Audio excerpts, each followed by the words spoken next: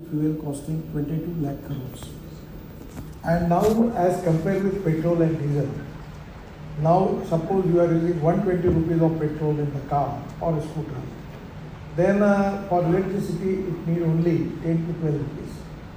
For CNG it will need 50 rupees. So it is import substitute, cost effective, pollution free and intelligence. Now the problem is the cost of the e-vehicle was the problem.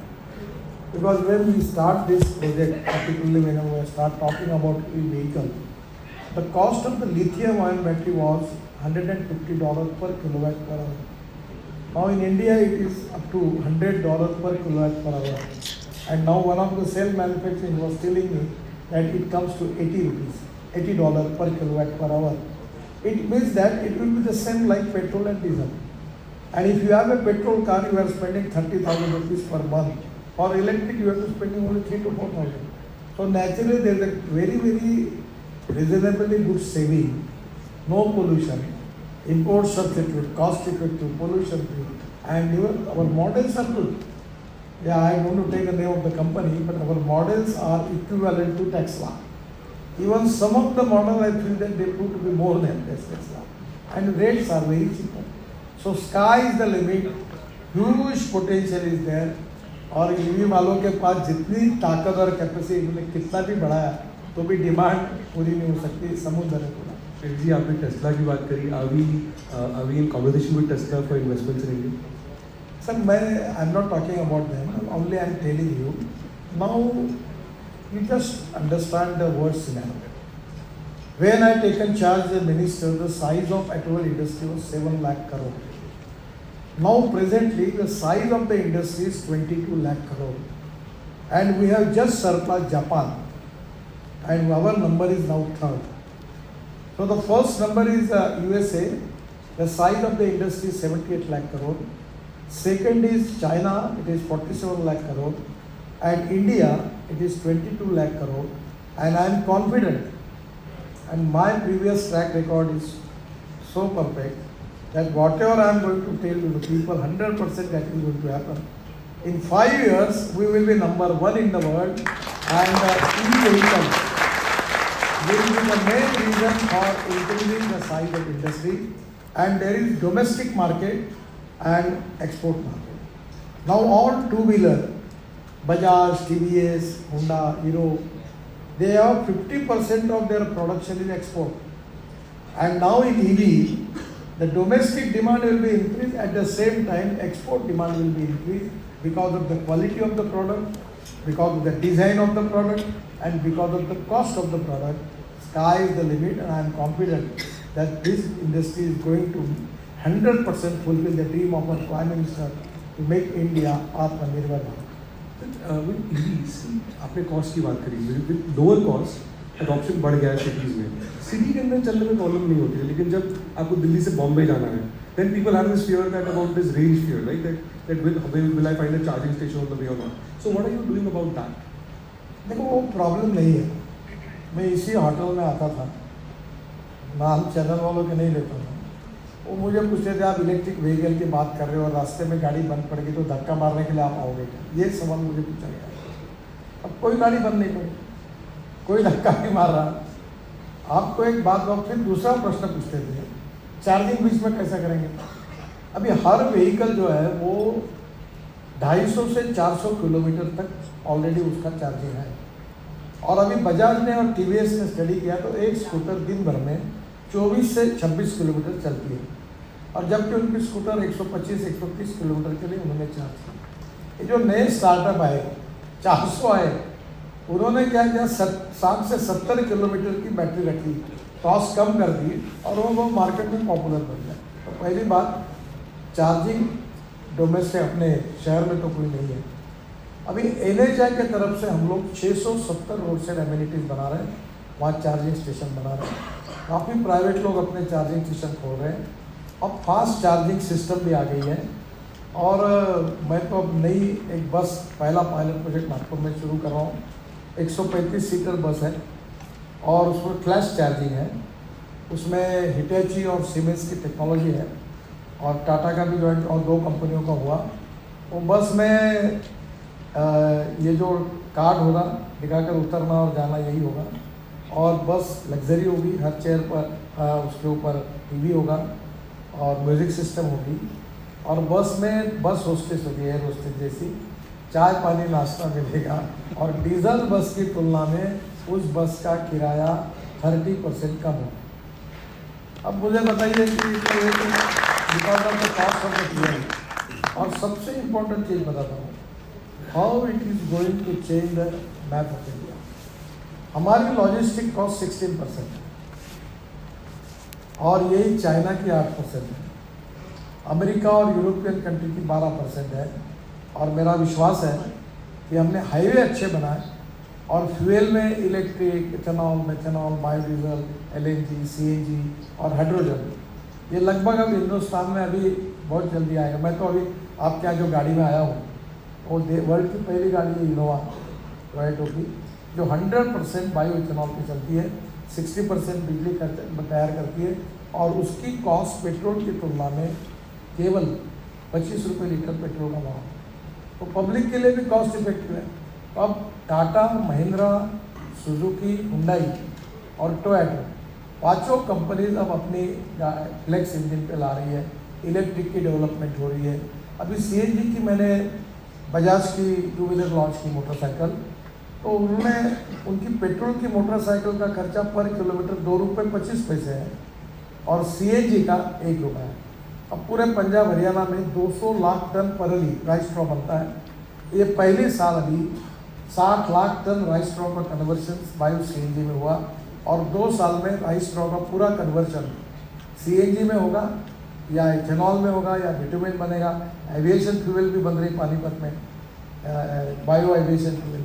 तो मुझे लगता है कि pollution Delhi का भी कम होगा और ये सब अल्टरनेटिव और बायो फ्यूल के कारण हमारी इकोनॉमी बहुत स्ट्रांग होगी, एक्सपोर्ट बढ़ेगा। तो दिल्ली के पोल्यूशन की आपने बात करी, last 1 month we had a very bad state है, अभी 331 है AQI आज का। So what can the government do and your ministry do to reduce that? देखिए, ये नेचुरल प्रोसेस में हो रहा है। देखो, मैं खुद 5 दिन CNG तैयार करता हूँ परमी से। ये ट्रैक्टर अभी महिंद्रा का लॉन्च हुआ है। ये जो पोल्यूशन कंसर्न है, 40% पोल्यूशन जो हमारे देश का है वो एयर पोल्यूशन, उसके लिए ट्रांसपोर्ट मिनिस्ट्री जिम्मेदार है। अब हम electric buses, CNG car, CNG scooter, electric scooter, flex engine, ethanol as a fuel, ये जितने इनिशिएटिव लिए उससे ग्रीन भारत का सपना निश्चित रूप से पूरा होगा। और मेरा विश्वास है कि अब सोलर पावर जो है, तो हम बड़े हमारे टोटल पावर की बास्केट में 40% सोलर पावर है। तो आने वाले समय में धीरे धीरे 2070 का जो टारगेट है कार्बन न्यूट्रल बनने का, वो पूरा होगा। और ये मैं एक बात और लोगों को कह रहा हूँ कि hydrogen is the futuristic fuel और उसका सबसे चीपर सोर्स कोई है तो इलेक्ट्रोलाइजर और पानी में करेंगे तो 150 यूनिट बिजली लगती है। पर म्यूनिसिपल वेस्ट जो है उसको सेग्रीगेट करके ग्लास, मेटल और प्लास्टिक अलग निकाल दिया तो ऑर्गेनिक वेस्ट को बायोडाइजेस्टर में डालकर मीथेन बनेगा और मीथेन से CNG बनेगा। ऑलरेडी हमारे कारखाने में तो सबसे बड़ा हाइड्रोजन भी बन सकता है। तो सबसे बड़ा सोर्स है कि biomass, by using biotechnology increase the productivity of biomass, और बायोमास एंड म्यूनिसिपल वेस्ट का कन्वर्शन ग्रीन हाइड्रोजन में करने से हम आत्मनिर्भर बनेंगे और ऊर्जा को आयात करने वाला नहीं, हम ऊर्जा को निर्यात करने वाला देश बनेंगे। ये मेरा विश्वास है। You talked about the project in Nagpur with the buses. Today, I think India produces about 50,000 EV buses a year. You talked about in the past about taking that to 1 lakh.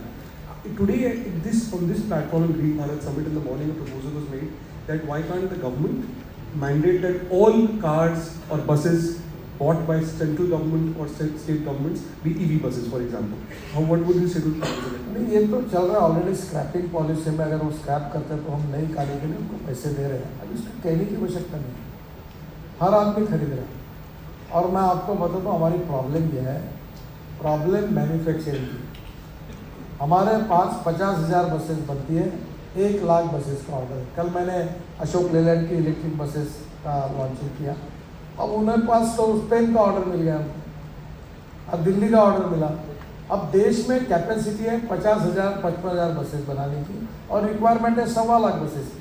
Telangana के minister मेरे पास आए कि sir मेरे लिए कहीं से तो भी बसेस अरेंज कर दो, कोई दे नहीं पा रहा मार्केट में। मैं जो सबसे पहली बात ग्रीन भारत के प्लेटफॉर्म पर सबको कहना चाहता हूँ कि जो जो इलेक्ट्रिक के इसमें है वो अपनी कैपेसिटी 10 गुना बढ़ाइए, 10 गुना। इतना पोटेंशियल है डोमेस्टिक मार्केट और इंटरनेशनल मार्केट में, क्योंकि लोग अब एयर पोल्यूशन के बारे में भी कॉशियस बने हैं और electric is a very cheap fuel और ये निश्चित रूप से होगा। केवल ये कॉन्फिडेंस जो है, मुझे याद है एक बड़े कंपनी को मैंने कहा था, नाम नहीं लेता हूँ मैं, पहले 5-10 कंपनी को, तो उनको कहा कि इलेक्ट्रिक करो, नहीं बोले हम 2024 में लॉन्च करेंगे। तो आप बस मिस करो, वैसे ही होगा। जो आए पहले उनका सेल बढ़ेगा, बाकी का कम होगा। एक बहुत बड़े जाइंट है ऑटोमोबाइल मैन्युफैक्चरिंग, मेरे मित्र हैं, मैंने उनको कहा कि आप इलेक्ट्रिक पे जाओ। अभी परसों मुझे मिले, उन्होंने कहा कि तुमने जो कहा उसको हमने सीरियसली लिया नहीं, क्योंकि हमको लगा ही नहीं कि इतने जल्दी ये फास्ट डेवलपमेंट होगी। Now we reach the bus. अब मैं बता रहा हूँ कि बसेस में अभी ट्रक आ रही है इलेक्ट्रिक की, इतना कॉस्ट इफेक्टिव है ट्रक, और अगर ये लिथियम आयन बैटरी की कीमत अगर ये पेट्रोल डीजल के बराबर आएगी तो फ्यूल में कितना सेविंग है वो इकोनॉमिक्स आप देखिए। अभी मैं ये एग्जीबिशन आया है, कल उद्घाटन किया मैंने उसका, वहाँ एक तमिलनाडु की कंपनी, उन्होंने 100 इलेक्ट्रिक ट्रक माइनिंग में दिए और वो बोल रहे हैं अभी हमारी कैपेसिटी भी बढ़ाती है, डिमांड है। यानी आने वाले समय में 100% India is the fastest growing economy. India ये ऐसा देश है कि इंफ्रास्ट्रक्चर को सबसे प्रायोरिटी मिली है, और मैं तो हमारा ऐसा डिपार्टमेंट की जो पैसे की कमी नहीं है। मैं 5 लाख करोड़ के रोड, मैंने 75 लाख करोड़ के रोड बनाने का प्लान है अभी फ्यूचर। और बजट में 2.8 लाख करोड़ आपका 2.8 लाख करोड़ का बजट है सर। भाई इतने है कि इसके कारण निश्चित रूप से ऑटोमोबाइल इंडस्ट्री को फ़ायदा होगा, कंस्ट्रक्शन इक्विपमेंट को फ़ायदा होगा। और सेकंड इम्पॉर्टेंट थिंग, ये नॉलेज टू वेल्थ, ये बहुत इम्पोर्टेंट चीज़ है। मैं मुझे बड़ा खुश हूँ कि हमारे यंग टैलेंटेड जो इंजीनियरिंग स्टार्टअप है, they are doing excellent job. Innovation, entrepreneurship, science, technology, research, skilled and successful practices, we name it as knowledge and conversion of knowledge into wealth in the future. अभी ये lithium ion battery की बात हो रही है, हमारे जम्मू में हमको वर्ल्ड का 6वां लार्जेस्ट लिथियम का डिपॉजिट मिला हुआ है। अभी लिथियम आयन के साथ केमिस्ट्री बदल रही है, zinc ion, sodium ion, aluminium ion, अलग अलग प्रकार के चेंजेस हो रहे हैं। इतने बड़े प्रमाण पर हमारे स्टार्टअप साइंटिस्ट काम कर रहे हैं कि हम इसमें वर्ल्ड लीडर बनेंगे और हमारा एक्सपोर्ट बढ़ेगा। और मुझे लगता है कि पूरा वर्ल्ड अभी धीरे धीरे इलेक्ट्रिक के लिए पूरा भारत के ऊपर देखेगा, ऐसी स्थिति निश्चित रूप से आएगी। In terms of the next 5 years, the Prime Minister has talked about a vision of Viksit Bharat by 2047. There is a vision of a 5 trillion economy, of being the third largest economy. आपने auto sector की बात करी, auto sector is the biggest exporter now. You talked about the number of jobs that are there. So there will be a huge transformation, both in terms of the kind of cars, fuels, travel time from different cities. 5 years from now, what is your vision for green mobility for this country, for Bharat, over the next 5 years? देखो, अभी जैसे दिल्ली से देहरादून 9 घंटे लगते हैं, अब 2-3 महीने में 2 घंटे में पहुँचूँगा। दिल्ली टू जयपुर अभी हम एक पर तैयार कर रहे हैं हाईवे पर, दिल्ली मुंबई पे 2 घंटे में होगा। दिल्ली से मुंबई 12 घंटे में होगा। दिल्ली से अमृतसर 4 घंटे में होगा। दिल्ली से मनाली 7 घंटे में होगा। दिल्ली से श्रीनगर 8 घंटे में होगा। कटरा 6 घंटे में होगा। चेन्नई से बेंगलोर 2 घंटे में होगा। अभी मेरठ से दिल्ली 4 घंटे लगते थे, अब 50 मिनट में होगा हुआ। अब धीरे धीरे ऐसे 50 से ग्रीन एक्सप्रेस हाईवे बना रहे हैं। कश्मीर से कन्याकुमारी, ये जो सूरत है, सूरत से नासिक, नासिक से अहमदनगर, अहमदनगर से सोलापुर, सोलापुर से कर्नूल, और कर्नूल से चेन्नई, कन्याकुमारी, हैदराबाद, बेंगलोर, बेंगलोर, कोचीन, सब साउथ को जाएगा। तो मुंबई और पूना जाने की ज़रूरत नहीं। तो 320 kilometre distance Delhi to Chennai कम हो रहा है। तो ये इतने बड़े, आपने अभी जो देखा है रोड का सेक्टर, वो तो न्यूज़ रील है, असली फिल्म शुरू होना और बाकी है। अभी ये 2 साल में ये प्रोजेक्ट जब पूरे होंगे तो our road network will be equivalent to USA। और मैं आपको बताऊँ, लोअर मिडिल क्लास पुरानी गाड़ी लेगा, ऊपर 2 बैग डाल के पूरी फैमिली बैठ के टूरिज्म के लिए निकलेगा। आपको बता दो, अभी हाईवे तो देहरादून बना ही नहीं, केवल पुराना रोड हमने थोड़ा ठीक कर दिया तो उत्तराखंड का ट्रैफिक 3 गुना बढ़ गया पर्यटन का। उनको रिस्ट्रिक्ट करना पड़ा लोगों को। और टूरिज्म में ऐसा सेक्टर है कि जहाँ 49% कैपिटल एक्सपेंडिचर एम्प्लॉयमेंट क्रिएट होने के लिए करते हैं। मैंने उनको फिर बुलाकर समझाया चीफ मिनिस्टर को, इतने रेस्टोरेंट बनाओ, इतने होटल बनाओ, इतनी पार्किंग प्लेसेस बनाओ, नहीं तो आएगा तुमको बंद कर, फायदा क्या तुमको इसका। तो ये नेचुरली इंटीग्रेटेड डेवलपमेंट उसके साथ करनी पड़ेगी।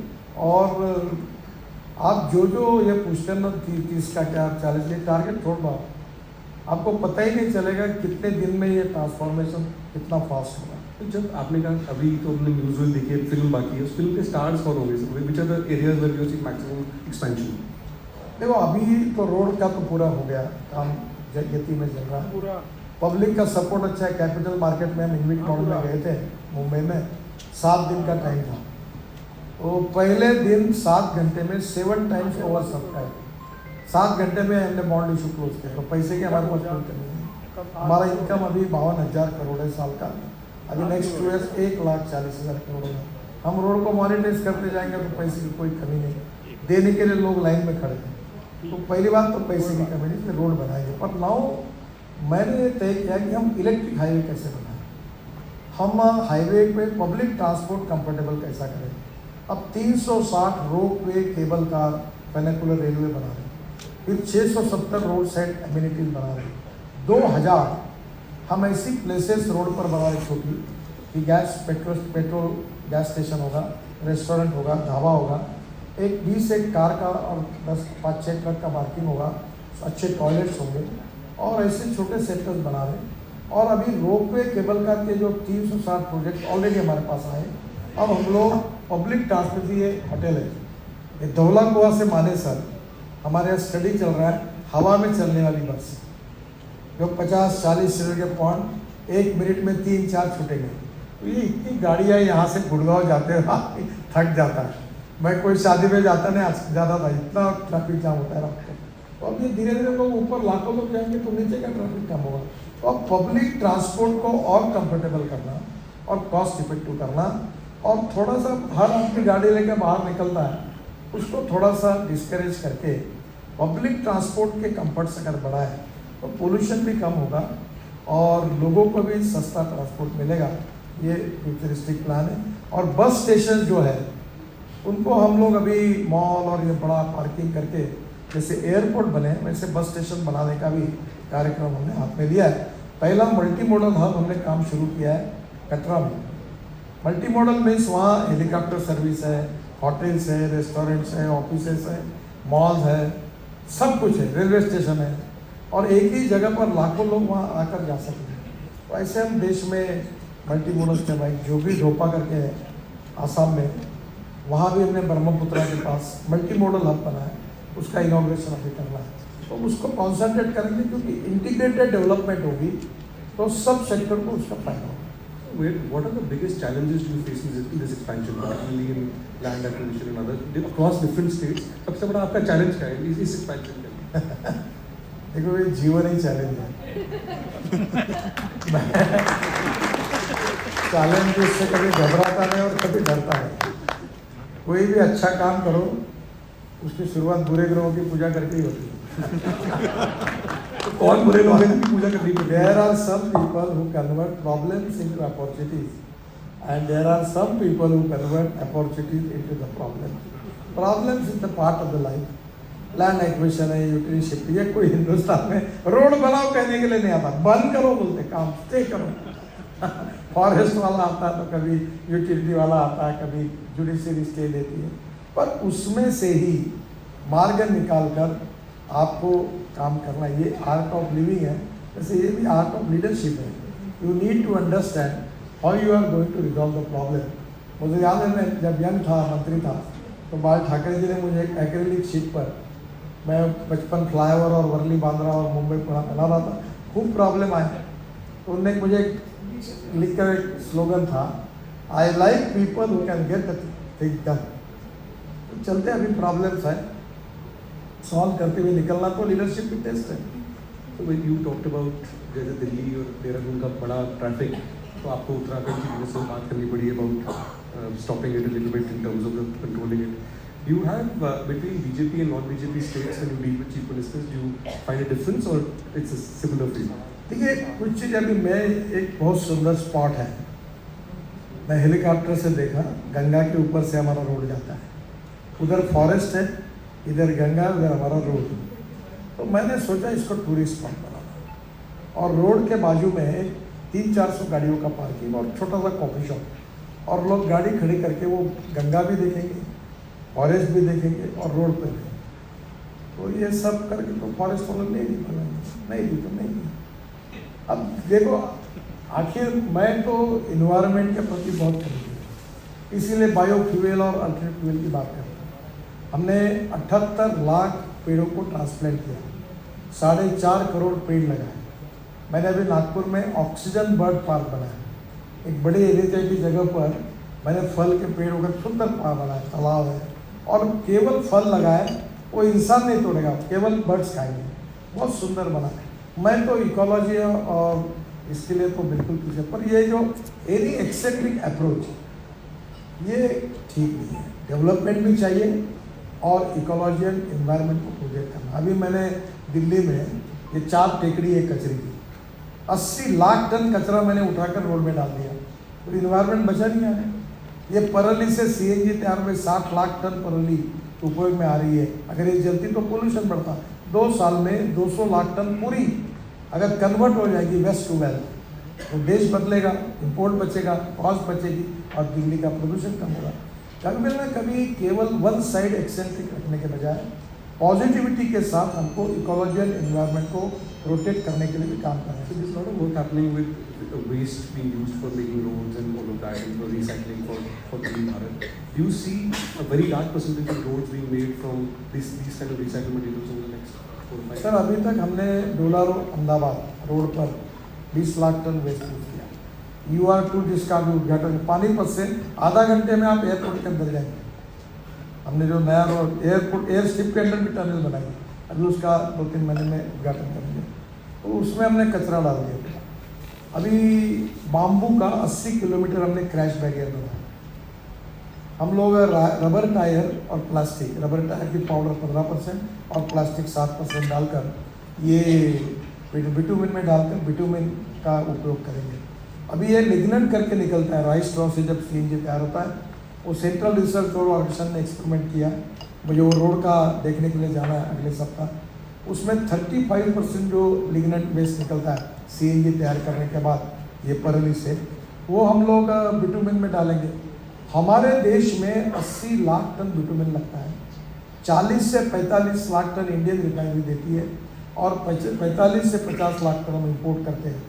अगर ये वेस्ट प्लास्टिक, वेस्ट रबर और ये लिग्नेंट ये अगर डांबर में चला गया तो हमारा आराम से 25 लाख टन बच गया, उतना इंपोर्ट बचेगा और उतना वेस्ट टू वेल्थ कन्वर्ट होगा। तो ऐसी बहुत सी बातें हैं कि जो इकोलॉजी एंड इन्वायरमेंट को प्रोटेक्ट करने के लिए हमको कर सकते हैं। प्लास्टिक से वो डीजल बन रहा है, इंडस्ट्रियल डीजल पे, वो लोग अभी ट्रैक्टर और ट्रक में डाल सकते हैं। तो बहुत अच्छे सक्सेसफुल एक्सपेरिमेंट्स हैं और ये धीरे धीरे ये करने से, जैसे to save money is to earn money, वैसे ये वेस्ट मटेरियल को यूज़ करना है, प्रदूषण को कम करना। तो मैं ये कहता हूँ कि वेस्ट में वैल्यू क्रिएट करो। मुझे याद है मैं जब मंत्री था महाराष्ट्र में, तो शीला दीक्षित जी यहाँ अर्बन मिनिस्टर थी, तो फ्लैश के लिए मैं आता था कि फ्लैश के लिए ये करो, खूब बार आया। अब फ्लैश की स्थिति ऐसी होगी कि फ्लैश मिल ही नहीं रही, फ्लैश का शॉर्टेज होगा, फ्लैश के लिए झगड़े होने लगे और फ्लैश के लिए पॉलिटिकल दबाव आने लगा। क्यों? क्योंकि फ्लैश का यूज हुआ। मैं आपको लिख देता हूँ, अगले 5 साल के बाद कचरे के लिए झगड़ा होगा, लोग झगड़े करेंगे ये कचरा मेरा है। स्टोर करने की तो बात ही नहीं, क्योंकि उसमें टेक्नोलॉजी का उपयोग करके जब वैल्यू एडिशन होगा तो निश्चित रूप से चीज़ें बदलेगी। So the Prime Minister has often talked about about river transport as part of Clean Bharat. And about improving our transportation across that, जो पहले भारत में होता था बहुत ज़्यादा, तो बहुत कम हो गया। सो आपका जो भारतमाला प्रोजेक्ट है that includes connecting different economic corridors, highways to state highways, but also to ports and to coastal place, वहाँ पे प्रोग्रेस क्या है? वैसे हम 108 पोर्ट कनेक्टिविटी के प्रोजेक्ट कर रहे हैं, वो 1,30,000 करोड़ के हैं। लगभग अनेक प्रोजेक्ट पर काम शुरू है, और ये पोर्ट कनेक्ट होने से मेजर पोर्ट है, उससे छोटे वाले मीडियम पोर्ट भी है, और सबको हम कनेक्ट कर रहे हैं। दूसरी बात, मैं जब शिपिंग और वाटरवेज का मंत्री था, तो मैंने पार्लियामेंट में बिल डालकर 108 नदियों को वाटर ट्रांसपोर्ट के लिए कन्वर्ट कर दिया। अभी वाराणसी से हल्दिया 1380 का हमने बना दिया वाटरवेज, फिर वहाँ से बंगाल के खाड़ी से ब्रह्मपुत्रा ड्रेजिंग कर दिया। तब सुषमा जी मंत्री थी और बांग्लादेश के प्रधानमंत्री ने उनको कहा कि ये जो आगे काम करके बांग्लादेश में एक मुगली पोर्ट है, तो मैं 250 किलोमीटर घुस के हमने बांग्लादेश में भी वाटरवेज बना दिया, ब्रह्मपुत्रा तक वो भी बना। अभी गंगा का बना, ब्रह्मपुत्रा का बना, काफ़ी कुछ बने हैं। आप कभी मुंबई में देखो, मुंबई में डीपीटी में हमने एक रो पैक सर्विस, ऐसी 30-40 सर्विसेज शुरू की। अपनी कार, बस उसके जहाज़ के अंदर डालना और 5वें 6वें मंजिले पर चाय कॉफ़ी रखे रेस्टोरेंट में बैठना। तो अब JNPT से अलीबाग जाने के लिए, बीपीटी से अलीबाग जाने के लिए रोड से 3 घंटे लगते हैं। अब ये है, ये 20 मिनट पे जाता है और तुरंत लोग उतरते हैं, अपनी कार बाहर निकल जाते हैं। तो ये बड़े प्रमाण पर वाटर ट्रांसपोर्ट का काम अब शुरू हुआ है और करने की आवश्यकता है। दूसरी, आपको याद होगा, मैंने मुंबई के समुद्र में मैं हवाई जहाज़ से उतरा था, NPBS सी प्लेन। ये एविएशन वालों को मैंने कहा तुम जल्दी कानून बनाओ, नहीं तो मैं फ्लाइंग बोट के नाम से नया कानून मैं बना के अपना करा लूँगा, क्योंकि वो दोनों भी है, फ्लाइंग बोट भी है और हवा में उड़ने वाला हवाई जहाज भी है। तो मैं खुद समुद्र में उतरा, मोदी जी ने उसको लेकर साबरमती से वो सरदार सरोवर तक गए, उतरे। तो NPBS सी प्लेन, ये भी इसका उपयोग हो सकता है। दूसरा, जो हमारी बोट्स हैं वो समुद्र में अलग टेक्नोलॉजी है, यूएस में अलग है, तो क्रूज चलते हैं ब्रह्मपुत्रा में। अब वाराणसी टू हल्दिया इन्वेस्टर चाहिए, तो इसके लिए प्राइवेटली अभी वाराणसी में कुछ शुरू हुआ है। अभी योगी जी से मेरी बात हुई और मैंने उनको कहा कि हम टेक्नोलॉजी में कोचिन शिपयार्ड को मैं बताऊंगा, जो वर्ल्ड स्टैंडर्ड के क्रूज है वो हम बनाएंगे। देखो आपको कितना दुर्भाग्य है, इंडिया से लोग सिंगापुर जाते हैं और सिंगापुर में क्रूज में बैठकर दुनिया का पूरा घूमते हैं। इंडिया के लोग दुबई जाते हैं, दुबई बैठकर क्रूज में बैठकर वहाँ घूम के आते हैं, और इसकी संख्या कितनी है? 7 लाख लोग। ये डॉलर में वहाँ पैसे देते हैं, वह हमारा समुद्र वहाँ जाता है।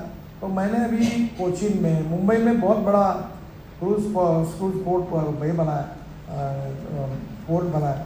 अब काफ़ी जगह ये मुंबई से गोवा चालू किए।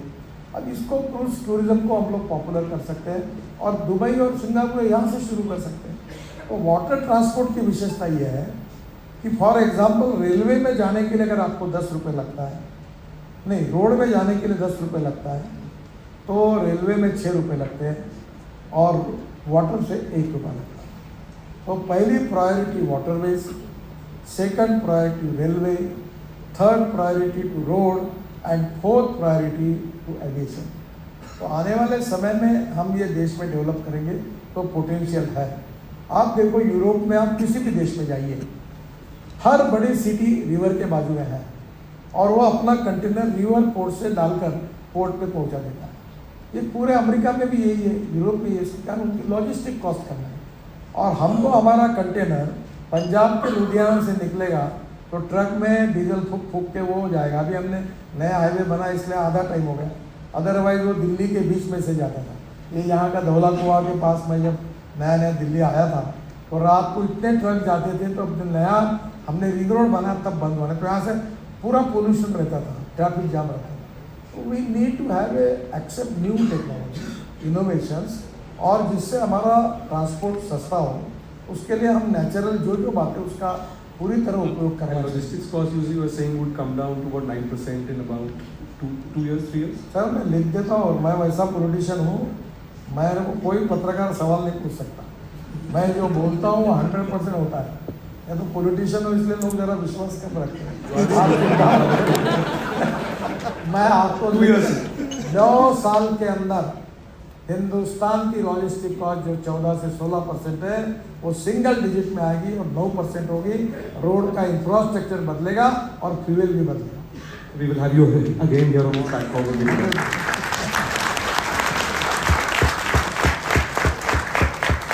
Coming back to EVs, आपने कुछ दिन पहले बात की थी कि आपका पर्सनल व्यू था that it's time to end subsidies. And then that was your personal view. Now, in your view, at the moment, the GST is 5% for EVs, for others it's 48%. What is your? देखो ये बात से लोग नाराज होते हैं, पर मेरा व्यू है इलेक्ट्रिक व्हीकल को सब्सिडी की जरूरत नहीं। जब $150 पर किलोवाट पर आवर थी तब बात सही थी। अब नंबर का गेम है। अब वो तो बता रहे $80 पे आई। तो मुझे आपको यही कहना है कि आप अभी देखो क्या है, कोई भी चीज़ जो फुकट में मिलती है उसका हम भारतीयों में बड़ा आकर्षण होता है। ये जब से चाहिए सब्सिडी की सोचो मत, इसके लिए समय खराब मत करो। हाँ, इलेक्ट्रिक ट्रैक्टर बनाने के लिए नंबर उसको सब्सिडी चाहिए। हेवी इंडस्ट्रीज की मशीनरी है उसको पॉपुलर करने के लिए लगी, पर इलेक्ट्रिक स्कूटर, इलेक्ट्रिक कार और इलेक्ट्रिक बस अब पॉपुलर हो गई।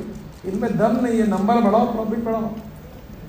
और अभी वेटिंग लिस्ट है, दे नहीं पा रहे, बसेस नहीं मिल रही। 1 लाख बसेस चाहिए, 50,000 का प्रोडक्शन है। तो मुझे लगता है कि अब जैसे नंबर बढ़ेगा कॉस्ट कम होती जाएगी।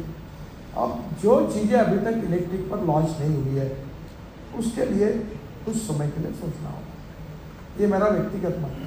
सब्सिडी देने वाली दूसरी मिनिस्ट्री है, उनको देना है तो वो दे सकते हैं।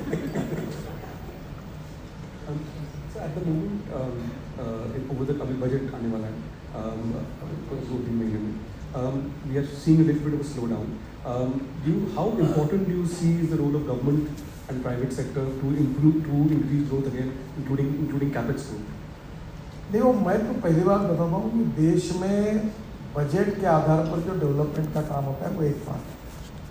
और हमारी सरकार ने पब्लिक प्राइवेट इन्वेस्टमेंट को बहुत इंकरेजमेंट किया है। और मैं तो बीओटी का जन्मदाता हूँ, और मैं आपको अच्छी बात बताऊँ, हमने मथुरा में ये जो 80 mld स्लश थी मथुरा की, उसके ऊपर मैं वाटर रिसोर्स मंत्री था। मैंने हाइब्रिड एन्युटी में एक प्रोजेक्ट निकाला, 40% सरकार देगी और 60% इन्वेस्टर डालेगा। वो वहाँ इंडियन ऑयल की रिफाइनरी है मथुरा में। तो वैद्य साहब चेयरमैन थे, मैंने उनको बुलाया कि पानी कहाँ से लेते हो? बोले यूपी इरीगेशन डिपार्टमेंट। पैसे कितने देते हो? बोले 25 करोड़। मैंने बोला 5 करोड़ आपके बचा देता हूँ, आप 20 करोड़ दीजिए। मैंने प्रोजेक्ट, हमने टेंडर किया, त्रिवेणी इंजीनियरिंग कंपनी है, उन्होंने प्रोजेक्ट लिया और 100 रुपये का काम 40 रुपये में, 40% में प्रोजेक्ट हुआ मथुरा का 80 mld स्लश में। तो कचरे में भी पब्लिक प्राइवेट इन्वेस्टमेंट पॉसिबल है।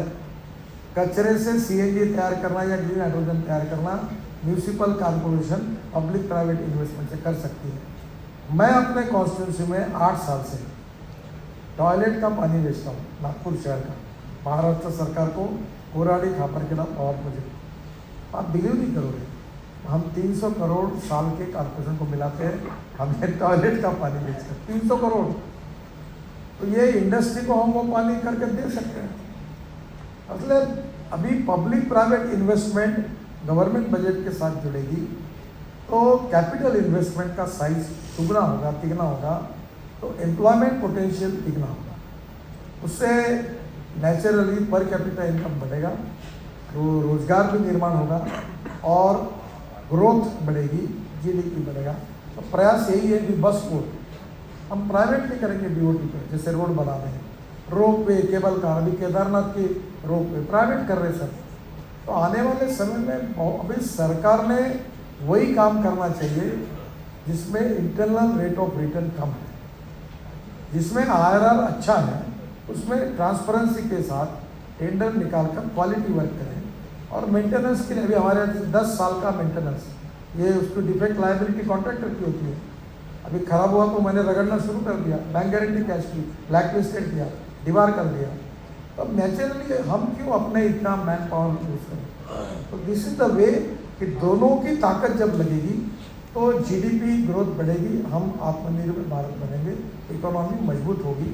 और मुझे लगता है इसके साथ फॉरेन इन्वेस्टमेंट भी आएगी।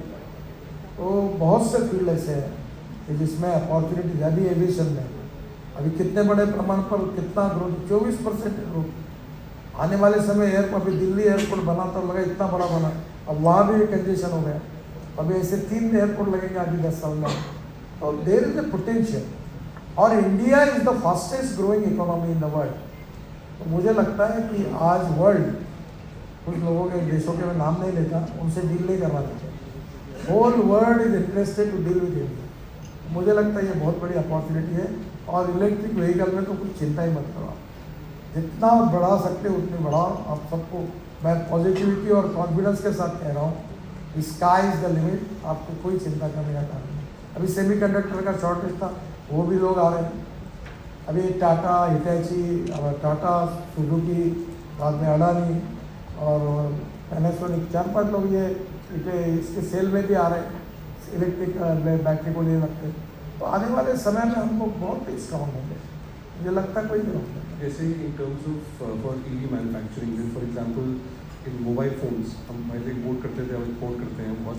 सेमीकंडक्टर्स की आपने बात करी, what lessons can we draw from that for the EV ecosystem for private sector? देखो, एक तो पहले ऐसा है कि सब इंडस्ट्री वालों ने क्वालिटी के बारे में बहुत ही कॉशियस रहना चाहिए। आपको एक बात बोल, बीच में 27 से 28 गाड़ियाँ जल गई, और फिर तो है लॉबी, उन्होंने इलेक्ट्रिक व्हीकल के खिलाफ बोलना शुरू कर दिया, अखबार वालों ने, मीडिया वालों ने भी उल्टा कर दिया। फिर हमने इसरो के साइंटिस्ट, टेक्निकल लोग, IIT के लोग बुलाए, और मैंने उनको इसका रीज़न नहीं किया। तब ध्यान में आया कि जो सेल इंपोर्ट हो रहे हैं उसका स्टैंडर्ड बराबर है। फिर हमने उसके स्टैंडर्ड निश्चित किए, और जब हमने स्टैंडर्ड निश्चित किए तब से एक भी आग नहीं बनी। तो एक बात जरूर देखो कि honesty, quality and credibility is the biggest capital of 21st century. अब शॉर्टकट मत मारिए, शॉर्टकट कट यू शॉर्ट। आप ऑनेस्टी, क्रेडिबिलिटी और क्वालिटी के साथ अगर काम करेंगे तो वर्ल्ड का मार्केट बिल्कुल हमारे पास आएगा। और ये डुप्लीकेट माल इधर से उधर जो लगाओ तो पूरा प्रोडक्ट अगर बदनाम हो जाएगा तो मुश्किल हो जाएगा, ये मत करिए। With Trump coming in power in the US, the White House very soon, with import duties, what is the opportunity you see for the industry and for green initiatives in India in terms of the industry? Sir, green hydrogen पे सबसे बड़ा potential है। The futuristic fuel is hydrogen. Railway चलेगी, हवाई जहाज चलेगी, industry चलेगी, petrol, diesel, कोयले की जरूरत ही नहीं। और इसलिए मुझे ऐसा लगता है कि अब बड़े प्रमाण पर हिंदुस्तान में काम कर रहे हैं। हाइड्रोजन पर चलने बसेस आ गई, मेरे पास कार है, उस कार का नाम है मिराई, जापानी वर्ड है, और आज मैं वो कार नहीं लेके आया। वो कार जो है वो मिराई मीन्स भविष्य। The futuristic vision for the development is also important, that is green hydrogen. और ग्रीन हाइड्रोजन का जो है 4 सोर्सेस है। कोयले से होता है ब्लैक हाइड्रोजन, पेट्रोलियम से होगा ब्राउन हाइड्रोजन, और जो पानी से और कचरे से बनेगा वो ग्रीन हाइड्रोजन। अब इलेक्ट्रोलाइजर प्रोसेस में 150 यूनिट पावर लगती है तो हाइड्रोजन जाता है 300 रुपये किलो।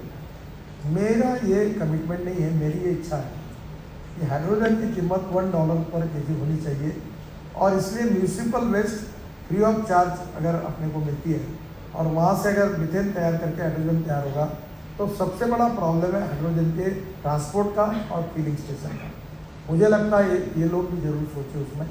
और हाइड्रोजन ये भविष्य का फ्यूल है, हम इसको एक्सपोर्ट भी करेंगे, और रेलवे से लेकर हवाई जहाज तक हाइड्रोजन पे कन्वर्ट होगा।